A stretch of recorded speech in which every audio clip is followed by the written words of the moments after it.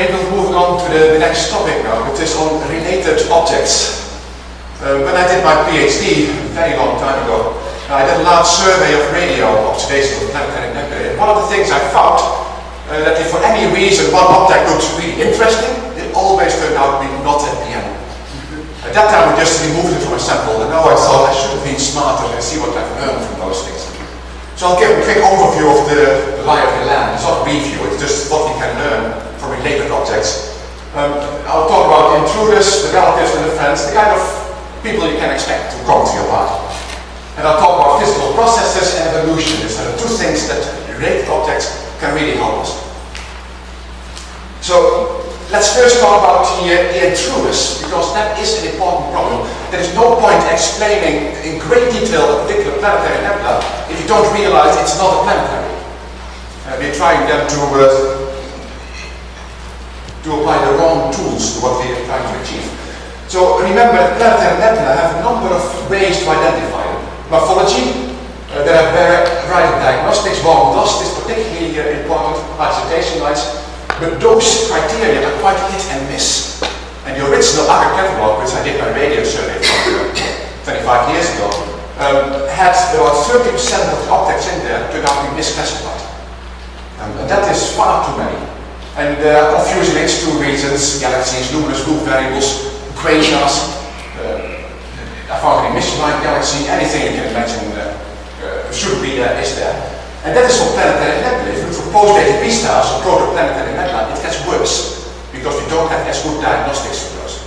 So we expect confusion of about 50% in most samples, and that is too much. So this is a slide I got from Quentin. Is he here? Or is he still suffering from the tequila overdose? These are what we call the mimics, objects that look like planetary, that look like planetaries, but aren't. Here is a Bouvet star, a bubble blown by this star. Here is a nova, GK Kerr. Well, that is an interesting one, because in fact it is a planetary. And it's also not a planetary, because this is a nova, but far outside is a planetary nebula. So here is a Bouvet star, here is another Bouvet star, here is an O star ejecting a nebula. This is the only one that's actually a planetary nebula in this particular group. Now, I won't say much more about the mimics, but do realize that if you start to explain, not like this, like a symmetrical planetary nebula, I have to say, you're part of the wrong tree. Okay, so look at the people who are actually welcome to the party, the relatives. What kind of objects do we have? Well, it is, by and large, the symbiotic stars are the most important ones.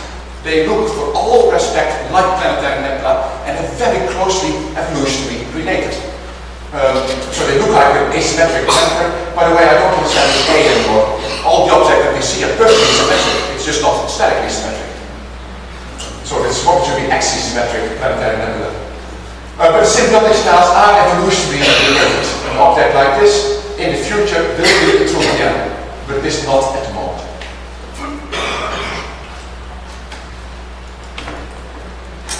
I'll come back to the relatives in a minute. First, the friends, people you really want to have at your party. And then especially the massive stars are important. Because they, just like the nova stars, eject nebulae, they ionize them, they behave exactly like you want them. They go to a super interface. This particular case was discovered by Eric Lapidak. Is Eric here? How's your headache? It was very good tequila, wasn't it?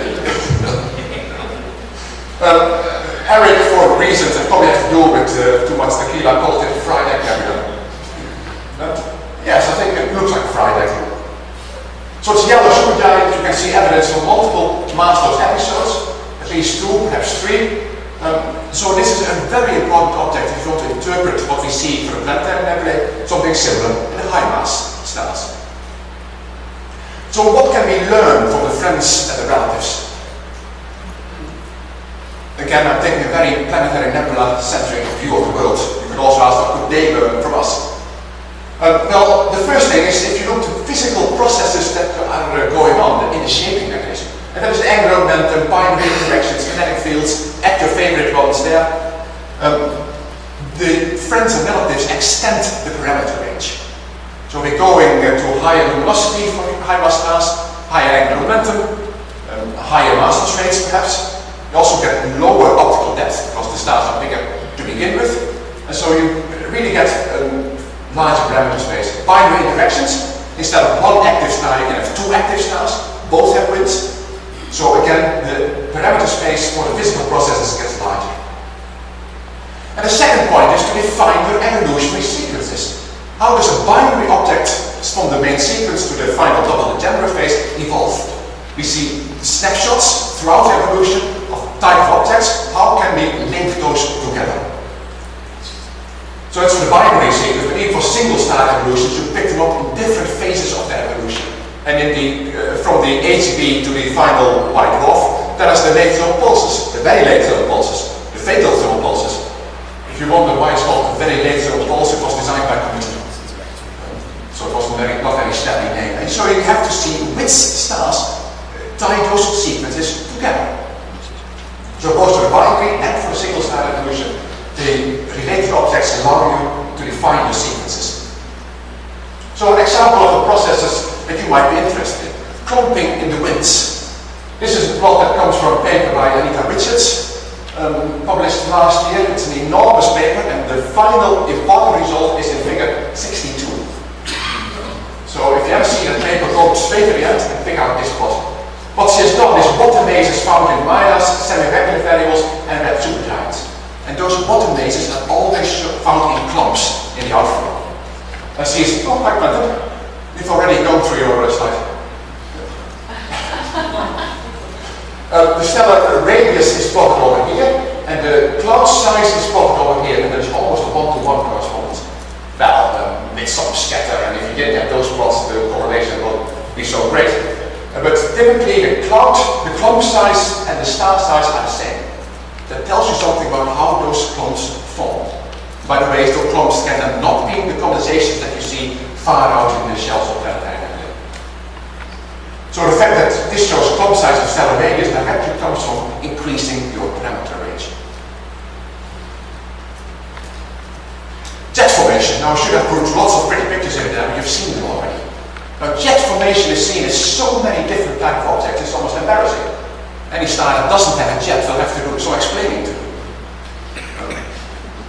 For our particularly jets, the proto-planetary nebulae jets are very similar to those found in the young stellar objects, as Adam Frank keeps pointing out at every meeting. And that is so similar, it's often very difficult to say what is what. For instance, the water found in nebulae are typically found towards dark clouds, are typically found in the galactic plane, but there are objects on there that are certainly post-ACP. So it looks like you've got a mixture of two classes, both young and old, and you cannot say which is which, because they're so alike. Unless Pendra measures the isotope ratios, and then you come to it. K335, a famous object, beautiful. It's also located towards a dark cloud, but it looks like an evolved star. We don't know which of the two it is. At least I don't. Some people here may know. So they're very similar, but they occur in very different environments. The YSOs occur in an environment that is far not mass available, because there is still the molecular clouds when it's deformed. The remnants are there. Do you get different launching mechanisms, or are the launching mechanisms the same, and any difference you see comes from a different environment? Nature or nurture, as one talk expressed it by Eva. That is an important question that you'd like to answer. Typically, if you find that your object has more than about a solar mass of gas, you start looking at, well, maybe it is a young stellar object. But from the morphology, it's very hard to tell. So both the YSOs and the PPM jets are accretion powered. That is where energy comes from. But in the young stellar objects, that accretion comes from just the fact that things still forming. You don't need a binary to trigger accretion. And so the YSO jets do not require binarity. Young stellar objects, the disks are active. They take an active part, they have eruptions, they have a disk wind. But we assume that our disks are passive. Are we wrong, or are these things really, really different? Well, let's try and find out. Interacting winds, again, is something that we can learn a lot from other fields. In massive stars, you see this all the time. This is a figure I found from a journal of a conference paper by Nota et al. HST imaging in the nitrogen 2 lines in the V-band. of AGK, a massive star, you see many, many small clumps. Condensations with a bright ionized rim around them. This is the overall visual nebula you see. And those kind of things we see as well. Here is a blow-up of NTC 6302, the one that I like most. And what you see here, again, this is an M2 image from the HST, you see an identical clone. The overall structure is maybe slightly different, but you see the same kind of general structures. Here, a beautiful droplet in Orion. So there's a wind over here, which is ablating and condensation over here. Here is one NTC 6302. Well, I can't tell the difference, except if you know the environment, you can. Angular momentum, again something that is relevant here. What you see here is a plot of the angular momentum of the star versus the age of the star. And you start out with an IRO rotation, but after a while magnetic braking sets in, and from then on the star slows down. And by the time you go to a billion years, you always have a slow rotator. Go further on, you get a very slow rotator. And so this means that the star rotation, the period goes roughly as t to the power 0.5, when the star is more than 10 to the 8 years old. So low mass HEP stars have no rotation by the time they reach the HEP, because they're already older than this. High mass stars, that includes high mass HEP stars, will still have rotation. And so high mass stars retain more angular momentum. The massive stars retain a lot. And so does that affect the shaping? Well, you can't exclude angular momentum in stars, but by looking at low mass versus high mass stars, you can say so. I already mentioned the VLTP eruptions, so it's a central star of planetary, but 20,000 years later, does one more bang, and injects in small new nebula. This is Sakura's object, the most famous example of the class. What you see is two ejections from the same star at different epochs, 20,000 years apart. This is built by Olivier Chéniaud, and what he found was that the current ejection has very much like a nova-like shell with a polar flow in this direction. The disk you don't see, there's two ends. The old PM is much larger, of course, but it seems to have pretty much the same equatorial axis. So the same symmetry axis for eruptions 20,000 years apart, although the shaping mechanism is probably quite different. But the origin, the cause, must be related. High mass binaries. Again, we are talking a lot about the spirals, but I think it's one of the most amazing findings of the past few years that those spirals are so common. But it's also already known in the massive star community. This is WR of 104, 8-month period, and this is the pinwheel nebula. You need millisecond resolution to see these things, but you can get that nowadays. It is not identical to our source. You see the dust, but the dust forms not in the wind, but in the place where the winds from the WR star and the O star companion collide. And so the central point here will be in between the two stars. But you get the same kind of spiral structure. Atacarina, well, we're a specialist on this object here. A high mass binary, the activity seems to be induced at periastron, when the two stars are closer together. We normally ignore the electricity in orbits, but Atacarina shows you that we should. And you can get episodic mass loss at periastron. Do we get the same thing? I don't know. Although in a minute I'll show you something that may look like it. So these are the processes. How about the evolution? Well, the distant companions, if you have very wide binaries, of course they don't care about it. They will evolve as two single stars. You get the spiral, that you still have this bit of an orbital motion, but otherwise the mass loss does not realize there's a companion there. Put the companions much closer together and you can get enhanced mass loss, known called the tidal induced mass loss. And in that case, because there's a companion, the mass loss rates go higher than you would normally do. Tidal effects on the primary. You can get mass transfers and you get then really symbiotic stars. Go very close and you get the common envelope systems, the interacting binaries that follow the novae and the cataclysmic variables. So these are the evolutionary sequences you might expect. How many? Well, this is a plot from 2004 from a model by population model van Paul. So this is the periods models from white dwarfs and main sequence primary binaries, so one already has gone through the evolution. Here is the 24 days, 28 days, and here are the ones that have really interacted. So he claims that more than 75% of these stars have evolved as single stars. 25% have shown interaction. Still with me? I mentioned about elliptical binaries. Well, I promise that these do occur for us. This is M229, a planetary in a bulge with a very peculiar, almost jet-like structure in the HST image. It is not a jet. We got IFU data from it and published by the CPL 2010. And what this is actually half the ring. There's half the ring outside of the main nebula, which extends here, but not on this side. And that has been seen in other objects as well. NH248 is almost exactly the same kind of ring-like pattern you see in M229. So it is more common. Go back to the literature and you find this was already solved, as always by Anton Wicker. And he found this object, B417 20 years ago. A symbiotic star with the same kind of ring-like structure, because the data quality in those days wasn't as good as ours. The cause value got an elliptical orbit from binary, and mass loss is highest when the stars are close together. So it's intermittent mass loss, and of course when the stars are close together, the mass of the star is moving in one direction. And so every time it's moving in that direction, you get a puff of mass loss. And that is what's causing this one-sided ring.